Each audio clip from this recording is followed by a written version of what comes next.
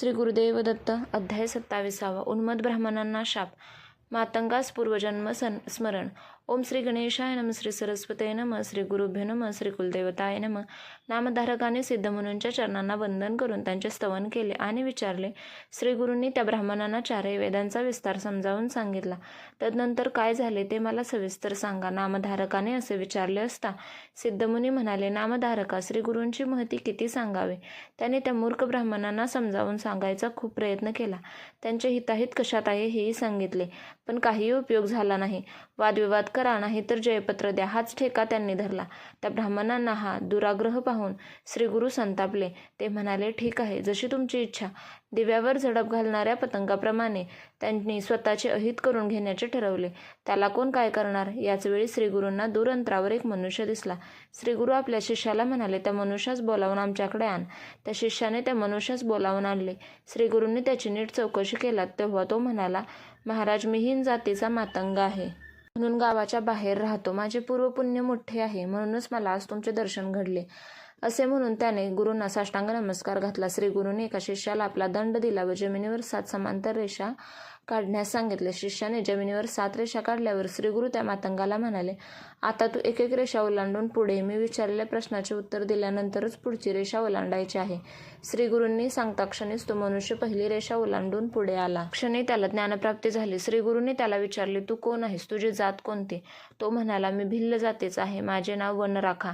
दुसरी रेषा ओलांडताच त्याला पूर्वजन्माचे ज्ञान झाले. तो या जन्मातील अनेक गोष्टी सांगू लागला.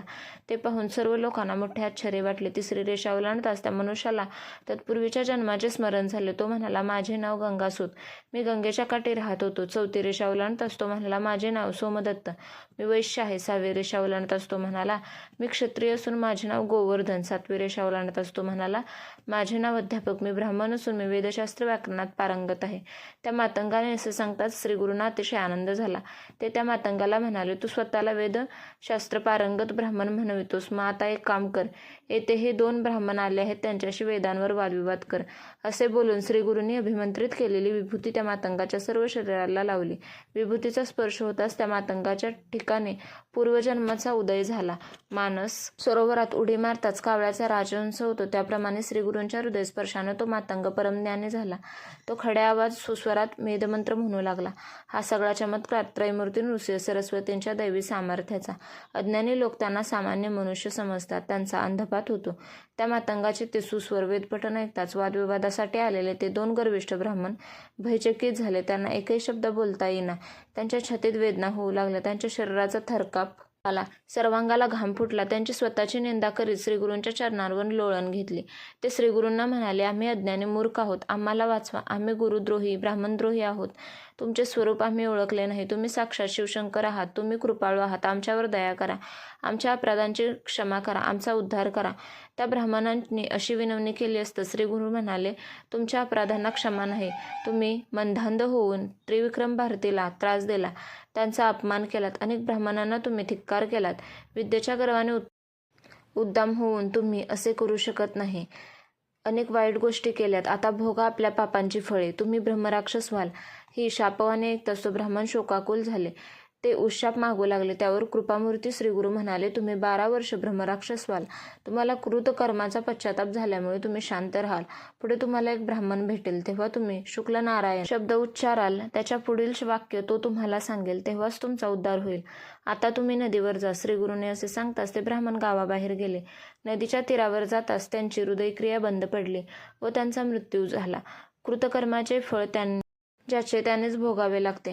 त्या आत्मघातकी ब्राह्मणांना गुरुपाशाने मृत्यू आला व तो ब्रह्मराक्षस झाले. ते ब्राह्मण निघून गेल्यावर त्या मातंगाचे काय झाले असे नामधारकाने विचारले असता सिद्धमुनी म्हणाले, श्रीगुरूंनी त्या मातंगाला 7 रेषा ओलांडावयास सांगितल्या. श्रीगुरूंनी त्या सांगितल्यानंतर त्याच्या मागील अनेक जन्मांचा अनुभव दिला होता. तो श्रीगुरूंच्या पाया पडून म्हणाला, जन्मी मी ब्राह्मण होतो, मग माझी अशी अधोगती का झाली. मी कोणते पाप केले होते ते मला सांगा. त्या मातंगाने अशी विनंती केली असता श्रीगुरू त्याला त्याचा पूर्ववृत्तांत सांगू लागले. ग्रंथकार सरस्वती गंगाधर सांगतात, श्री गुरुचरित्रातील पुढील कथा जे श्रवण करतील ते महापातकी असले तरी ब्रह्मज्ञानी होतील. ही श्रीगुरु चरित्र कथा अत्यंत पुण्यदायक असून श्री श्रवण केली असता 4 पुरुषार्थ प्राप्त होतात. अशा रीतीने श्रीगुरु चरित्रामृतातील उन्मत्त ब्राह्मणांचा शाप मातंगास पूर्वजन्म स्मरण नावाचा अध्याय 27 समाप्त. श्री गुरुदेव